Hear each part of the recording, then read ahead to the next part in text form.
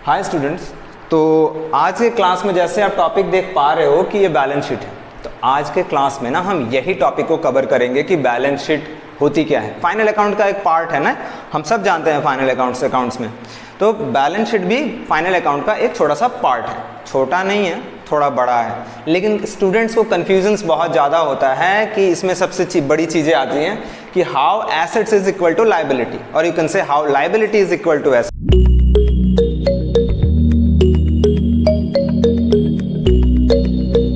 Assets is equal to liabilities. ठीक, दूसरी एक प्रॉब्लम्स मैंने स्टूडेंट्स में जो देखी है, जब भी मैं उनसे पूछता हूँ ना कि भाई बताओ मुझे बैलेंस शीट में क्या क्या आता है, हाँ वो आंसर तो सही देते हैं, सर एसेट्स एंड लाइबिलिटीज होती है, लेकिन कंफ्यूज्ड हमेशा हो जाते हैं कि लाइबिलिटीज होता किधर है, एसेट्स होता किधर है। जब भी दो साइड्स जब वो बनाते हैं और जब भी मैं पूछता हूँ तो वो बोलते हैं एसेट्स और लाइबिलिटीज। जब भी मैं लिख देता हूँ, मैं तो जानबूझ के भूल कर देता हूँ एसेट्स और लाइबिलिटी, तो बोलते हैं हाँ सर सही है।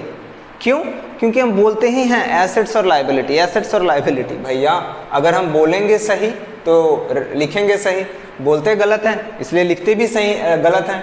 तो लाइबिलिटी और एसेट्स होती है, ये सही है, दो ही चीज रिफ्लेक्ट करता है, एसेट्स और liability is all about balance sheet, right. लेकिन जब हम बोलते हैं ना तो हमें लाइबिलिटी और एसेट्स बोलनी चाहिए, ना कि एसेट्स एंड लाइबिलिटी बोलनी चाहिए, ताकि आपका कंसेप्ट क्लियर हो कि पहले लाइबिलिटीज आती है और एसेट्स बाद में। तो हम अच्छा एक और चीज है वहां पर कि सर लाइबिलिटी हम क्यों पहले बोलें। भैया एक और बात हम बता दें आपको, लाइबिलिटी जो है ना वही हमारी एसेट्स बनती है और कुछ नहीं है।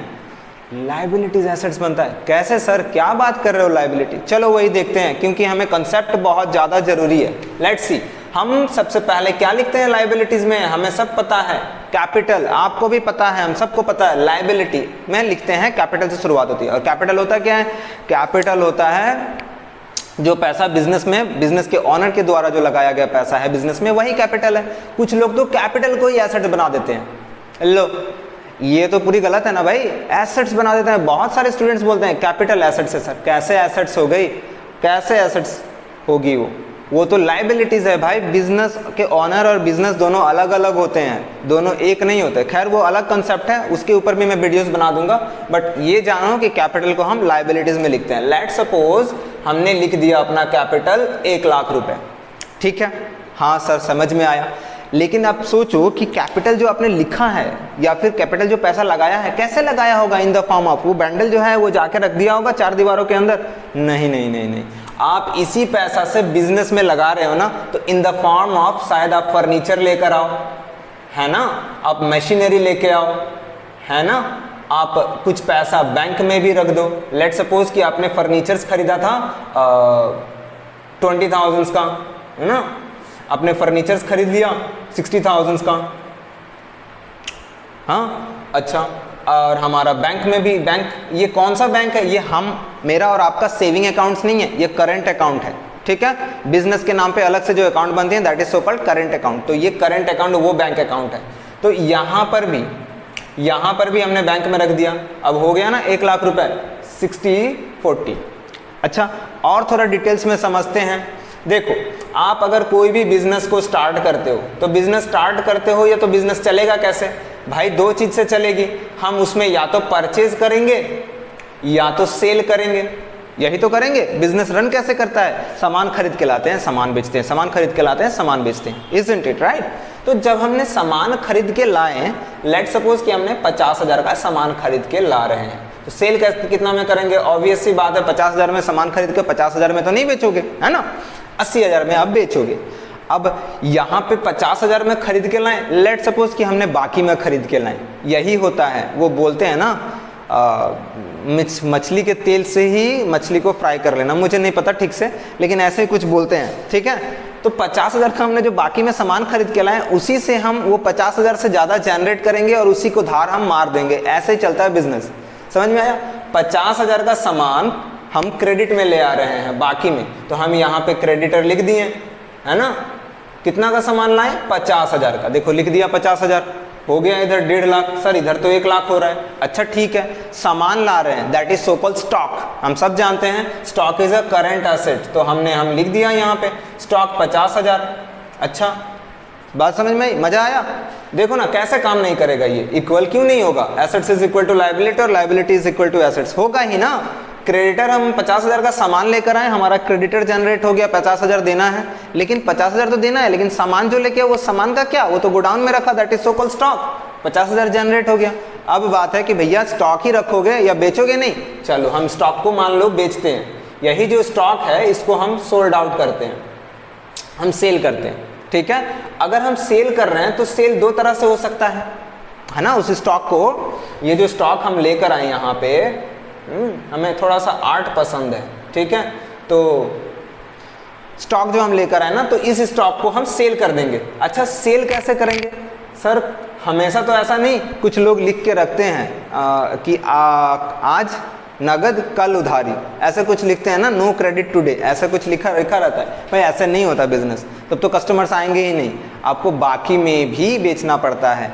हाँ, तो हम मान लो कि कैश और जो जिसको बाकी में बेचें वो हमारा बन गया डेटर्स, है कि नहीं।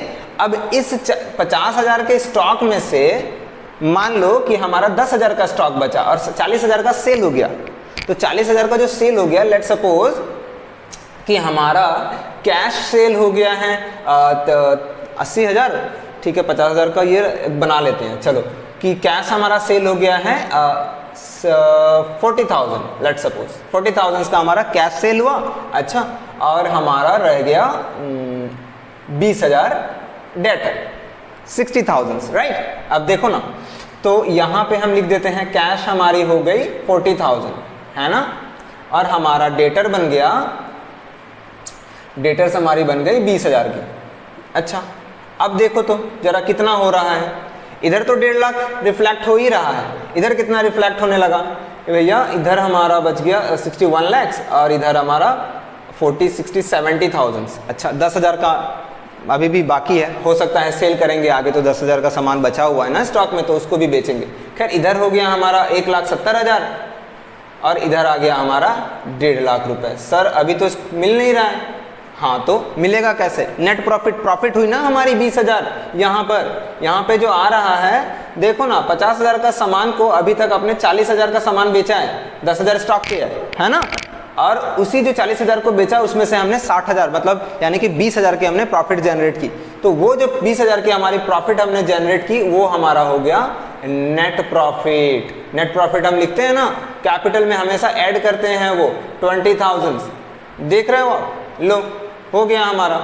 तो इसी तरह से सारी चीजें रिफ्लेक्ट करती हैं। अच्छा सर और थोड़ा डिटेल्स में जाएं, हम बैंक से अगर लोन लेते हैं, यस वो भी हमारा क्या हो जाता है, हमारा हो जाता है लाइबिलिटीज। तो बैंक से अगर हमने लोन लिया, लेट सपोज कि फिर से 1 लाख रुपए का लोन हमने लिया बैंक से, वही बैंक से जो लोन लिया करेंगे क्या सीधा बैंक में ट्रांसफर होगा, यानी हमारा यहाँ पे और हम 1 लाख रुपए ऐड कर देंगे।